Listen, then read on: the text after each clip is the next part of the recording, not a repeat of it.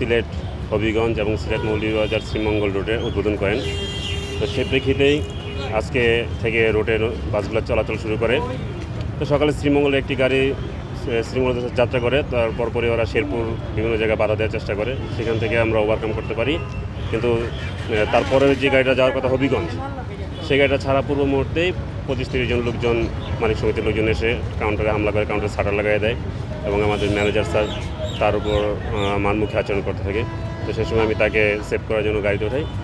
তারা গাড়িতে যে হামলা করে এবং গাড়ির পিছনে গ্লাসটি ভেঙে ফেলে। দাপ্তরিক কাজে গাড়ি ব্যবহৃত হয় 005 বাজারের গাড়ির পিছনে গ্লাসটি ভেঙে ফেলে। পরবর্তীতে প্রশাসন, পুলিশ, র্যাবের লোকজন আসে। এখন মালিক সমিতির লোকজনের সাথে প্রশাসনের মাধ্যমে কথাবার্তা চলতেছে। আমরা আশাবাদী রোডে গাড়ি চলবে, জনসাধারণের যে দাবি, তাদের দাবি বাস্তবায়ন হবে ইনশাল্লাহ, জনগণের সুবিধা থেকে বঞ্চিত হবে না, আমরা এটাই আশাবাদী। মালিক সমিতির লোকজন কখনোই চায় না যে বিআরটিসি গাড়ি চলাচল করে, কারণ বিআরটিসির গাড়ি আপনার সরকারি গাড়ি, একটা সরকারি সেবামূলক প্রতিষ্ঠান।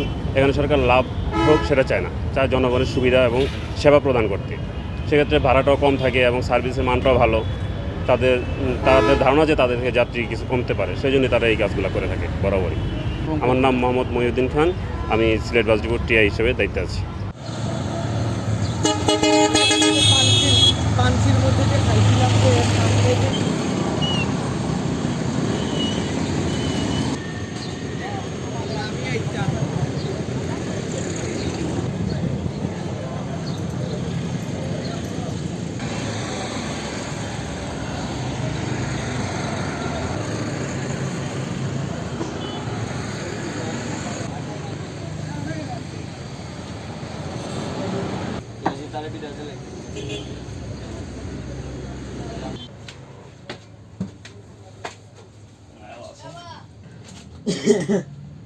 তার মেয়ের গাড়ি নিবা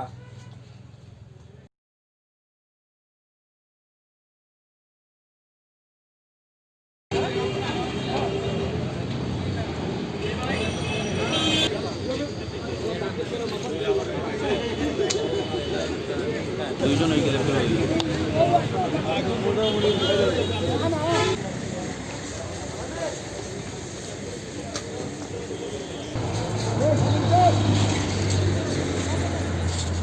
তুমি তো